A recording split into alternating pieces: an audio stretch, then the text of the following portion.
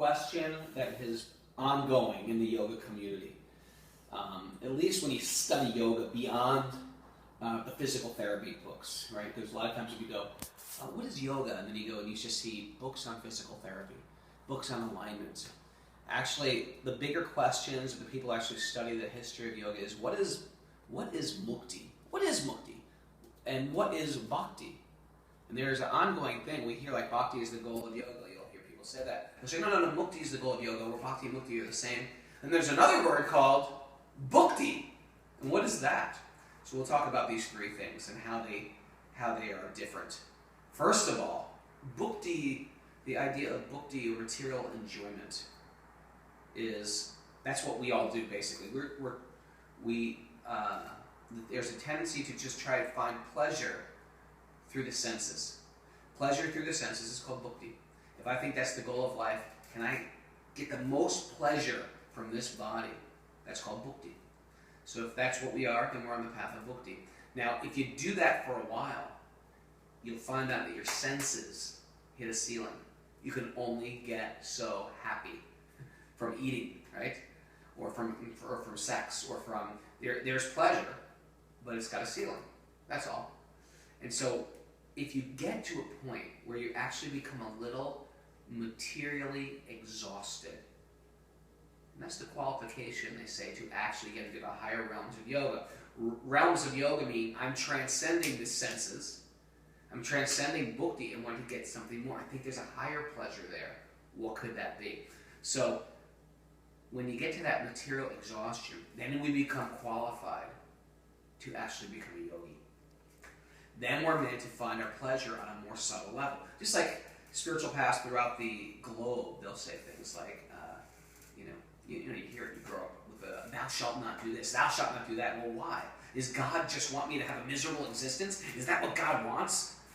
And the idea is no. But when I start taking away certain elements of sensual indulgence, right? When I was a young monk, we were celibate, we didn't have sex. We didn't even hang out with the opposite sex. We didn't go to movies, we didn't watch TV. We ate regulated portions of food every day. What else did we do?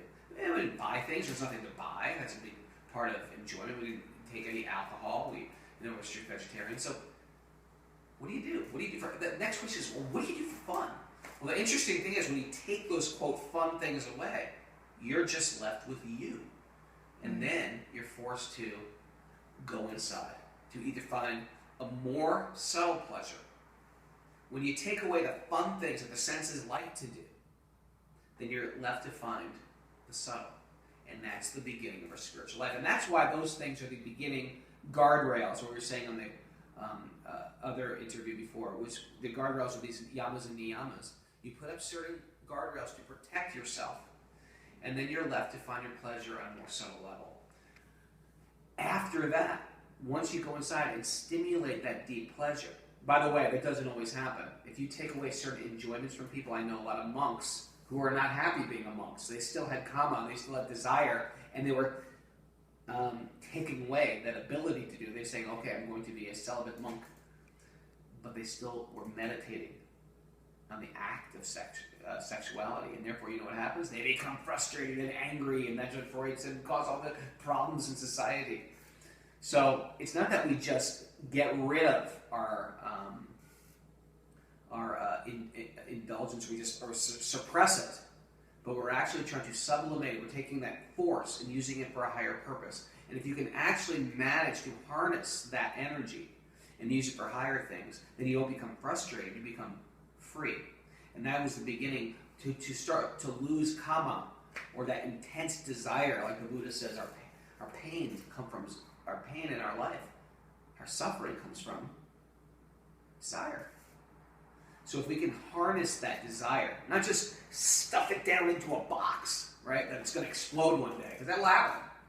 But you have to take that and engage the senses in something that actually feels good for the spirit, that heals the spirit, that makes you want to grow, it inspires you, inspires the people you touch. And that's the beginning of transcendence.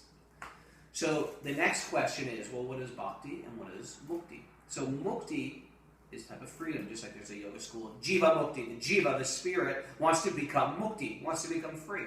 And why does it want to become free? What does it want to become free from? Well, free from the pain of being embodied. The Jiva wants to become free from the pain of being embodied. Why is the body cause pain? Why is it painful to be in a body? Well, the body gets pain. These are the three kleshas. Adhyatmaka klesh, adhibodhika klesh, adhidaivika klesh. So these are pains by the daivas, by the elements. They cause pain to your body. It's too cold. It's too hot. Right? Then there's your own body is causing you klesh, disturbance. Right? I'm sick. I got the flu. Right? Another is adhyatmaka klesh. Other living beings are causing you problems. You might have somebody in your life like right now, or someone punched you in the nose, or maybe a mosquito bit you, or a poison ivy. That's another atma is causing you a problem.